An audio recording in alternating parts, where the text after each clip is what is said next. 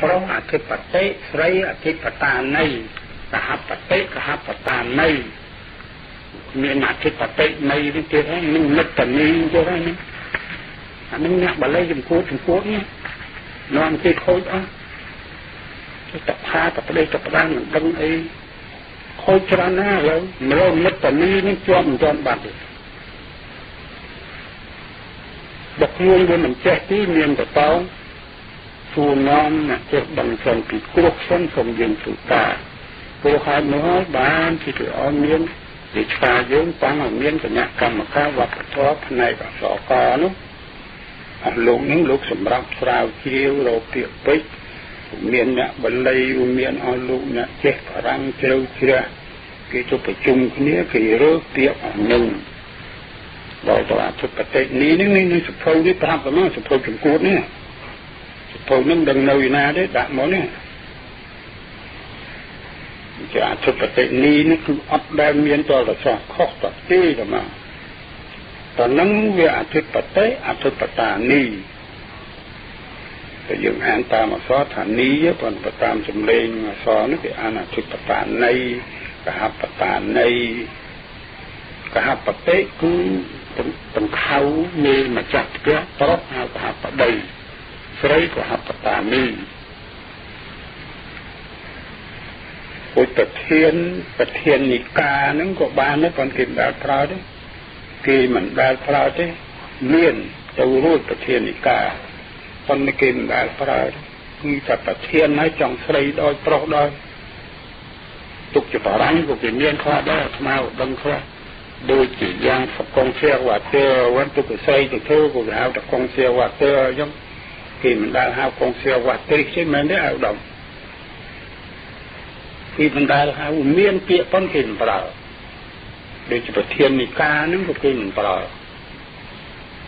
មានពាក្យហ្នឹងមិនខុសទេប៉ុន្តែគេមិនដែលប្រើចង់ប្រុសក៏ដោយស្រីក៏ដោយសួរថាលោកណាជាប្រធានទៅនោះអ្នកស្រីហ្នឹងជាប្រធានគេនិយាយអញ្ចឹងមិនទៅជាប្រធាននិកាទេអត់ទេបានត្រូវមិនខុសទេប៉ុន្តែគេមិនប្រើ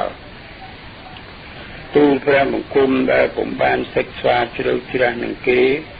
បើមានប្រើឲ្យសរសេរប្រកាសជាសរសេរថាលេខាធិការិនីអធិបតានីនេះត្រូវបបរហើយគាត់ថាគាត់មិនសូវចេះទេលោកនឹងប៉ុន្តែលោកថាបើលោកសេអញ្ចឹងលោកនឹងត្រូវហើយលោកចេះហើយថាអធិបតិនេះវាខុសទេនេះអធិបតានីនេះត្រូវហើយប្រធាននេះគណៈនឹងក៏ត្រូវទេប្រធានិកាក៏មិនខុសដែរប៉ុន្តែច្បាប់បាលីនិងសំស្ក្រឹតនោះចំណេះសពថ្ងៃយើងប្រើខ្វាត់ខ្វែងខ្លះតែមិនខុសទេដូចជាថាលេខាធិកាវាមានលេខាធិការៈវាគ្មានស្លាកអីទៀតទេវាមានតែរទៅទេចុះបើចង់ទៅជាថៃលឹងត្រូវទៅបែបម៉េចបើវាមានការៈអញ្ចឹងគឺប្រុសជាលេខាធិការៈស្រីជាលេខាធិការេកាលេខាធិការេកាមិនមែនទៅជាលេខាធិការិនីទេបើប្រុសលេខាធិការីស្រីទៅជាលេខាធិការិនីកាលណាបុមានរីវរិនីបកាតទេមរអានឹងបការេកាដូចទាយុគឺទាយកៈទាយិកាមិនទៅជាទាយិការិនីទេមិនទៅទេច្បាប់បាលីនឹងវាចុះទាយុទាយិកាឧបាសកឧបាសិកាមិនទៅជាឧបាសកឧបាសីទេនឹងគេមានប្រើរួចមកហើយ